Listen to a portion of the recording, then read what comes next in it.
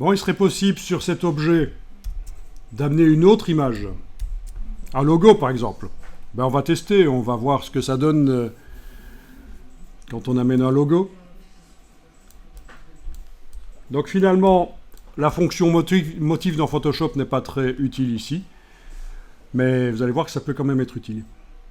Donc, on va par exemple aller chercher le logo Nike. Nike. Vous savez qu'en principe, ça se prononce Nike, parce que c'est une déesse de l'Antiquité, la déesse Nike. Mais bon, comme c'est pas très bien vu pour l'instant, je veux dire à notre époque, on va prononcer Nike. On va garder l'adjectif pour les projets qui capotent. Donc, si motif, non, je veux dire logo, bien sûr, Nike, qui est sous copyright, on ne peut pas l'utiliser comme on veut. Donc c'est le swoosh. Donc c'est un motif qui a été fait au départ par une stagiaire ou une petite graphiste débutante, je me souviens plus trop, il faut regarder l'histoire. Je vais aller sur Wikipédia voir. Vous devez aller aussi sur Wikipédia, parce que c'est là que vous allez trouver le logo en vectoriel, parce que sur Wikipédia, les logos, il y en a beaucoup, et en très bonne qualité. On peut le prendre en SVG. C'est ça, du SVG, c'est du vectoriel. Et donc, au départ, c'est ça, créé en 71 par Caroline Davidson, étudiante en graphisme à l'université de Portland. Voilà. Et donc, vendu pour 35 $. Donc, correspondant à 17,5 heures de travail. Comme ça, vous avez une petite idée de combien de temps ça prend pour mettre au point un logo. Ça, il y a une réflexion. Hein, bah, évidemment, si c'est un bête logo, comme les logiciels automatiques peuvent les faire en ligne, en 5 minutes, c'est fait. Mais si là, c'est quand même un peu... Il y a de la réflexion. Voilà. Donc, par la suite, elle s'est occupée de l'aspect graphique de Nike. Voilà. Puis ça a été confié à une agence de publicité.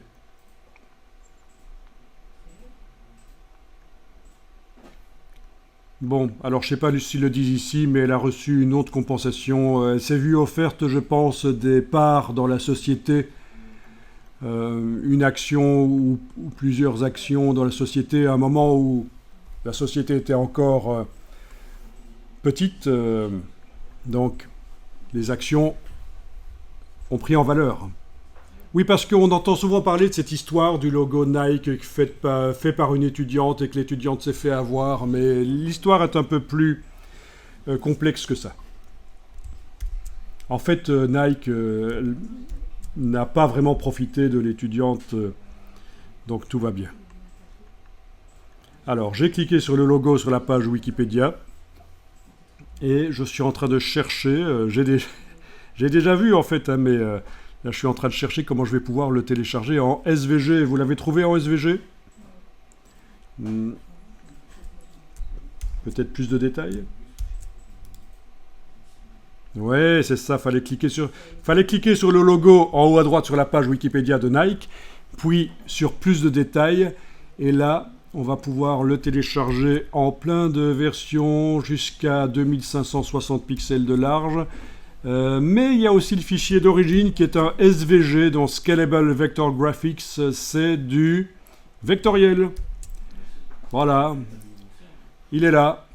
Il a l'air de rien là au-dessus, mais en fait c'est du SVG. Et si vous faites un clic droit, enregistrer l'image sous ne marche pas. Je pense qu'il va vraiment falloir faire fichier enregistrer sous. Enfin, clic droit, enregistrer sous aurait marché aussi. Mais...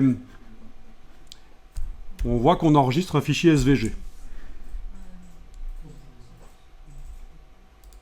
Voilà. Et si maintenant dans Illustrator, je l'ouvre, fichier ouvrir dans Illustrator, le voilà. si je fais commande Y, CTRL Y, je vois que ce sont vraiment des vecteurs et il est vectoriel. Voilà.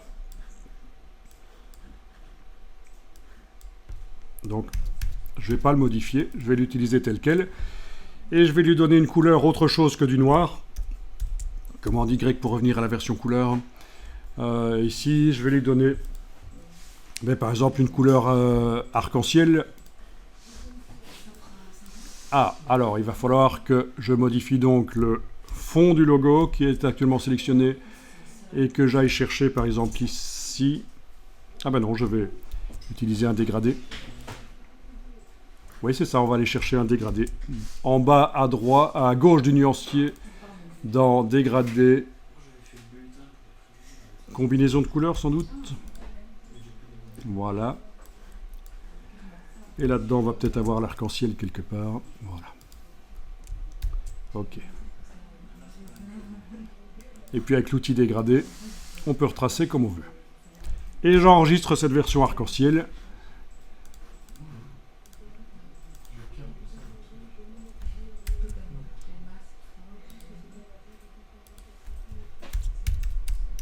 Je vais le garder vectoriel et l'importer en vectoriel dans Dimension.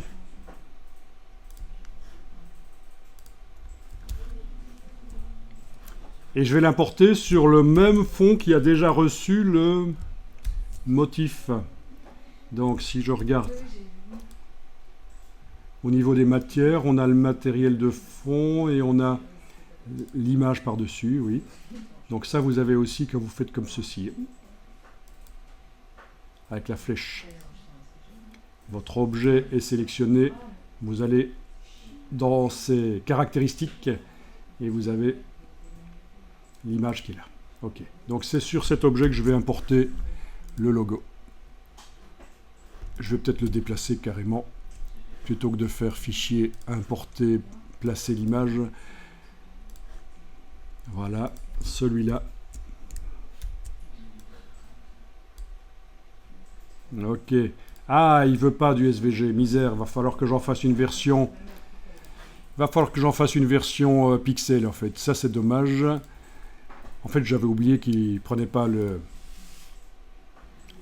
SVG. Non, il veut pas en effet. Quand on fait fichier, importer, placer l'image sur le modèle, le SVG est grisé. C'est pas grave. Dans Illustrator, fichier, exporter, enregistrer sous, exporter sous, je veux dire, exporter sous PNG. Voilà. Donc ça va être le Rainbow Swoosh .ping, puisque PNG ça se prononce ping en anglais. Voilà. Donc dans Dimension, cette fois-ci, je vais déplacer la version PNG. Et voilà, il est là. Repositionnable, redimensionnable avec la touche Shift. Voilà. Et voilà. Si c'est pas joli, ça... Bon, il est un peu perdu hein, dans tout le détail du motif. Ça, c'est dommage.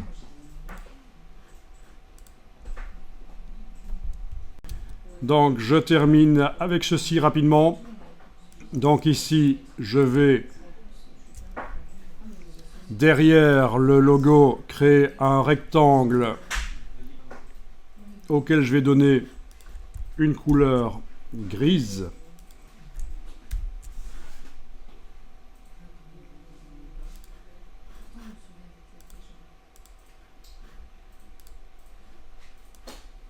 Non, il veut me faire un dégradé. Il faut que je lui indique que je veux faire une couleur unie. Donc dans le nuancier, nouvelle nuance. Voilà, je vais faire du gris. Touche Shift. Voilà du gris. Objet disposition arrière-plan.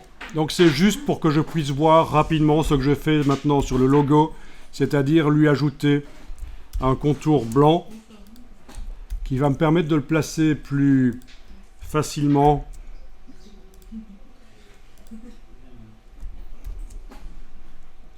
dans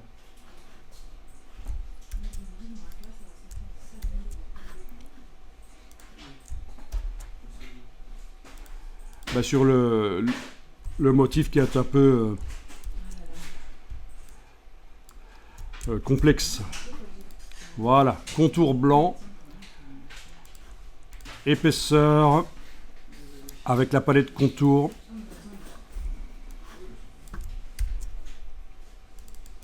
Voilà l'épaisseur. Contour qui doit être à l'extérieur pour ne pas modifier la forme du logo. Donc extérieur. J'enlève l'œil en face du rectangle qui me servait juste à voir le contour blanc. Ah tiens, il y a un problème ici. C'est coupé. C'est pas bien ça. Je retourne dans la palette de contour.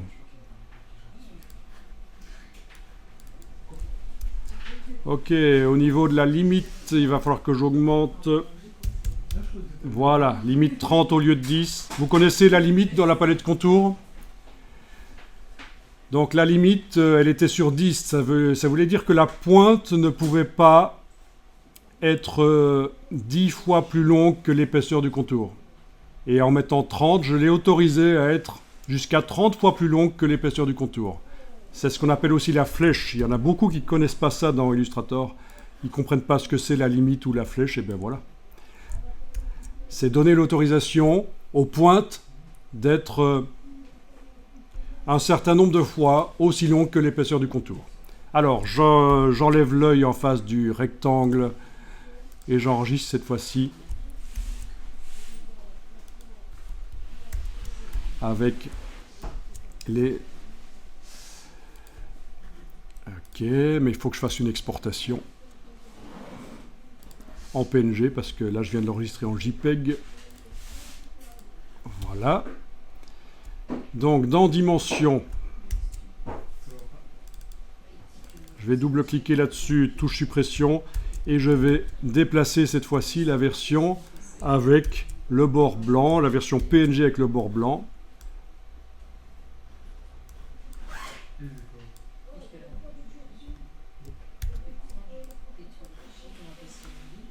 Voilà. Et donc, c'est beaucoup mieux que tout à l'heure. Touche Shift quand je redimensionne. C'est mieux que tout à l'heure. Voilà. Et alors, tout l'objet, je vais un peu le tourner parce que on a un problème d'éclairage. Voilà. Je vais le tourner pour qu'il soit dans la lumière. Puis je tourne autour de lui.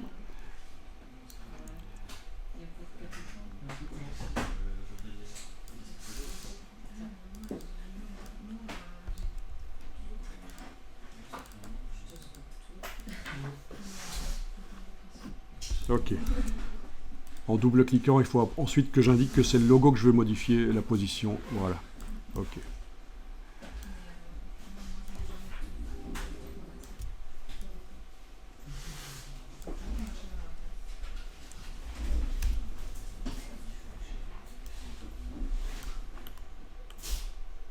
Je vous rends le clavier Shift. Voilà, n'oubliez pas d'enregistrer.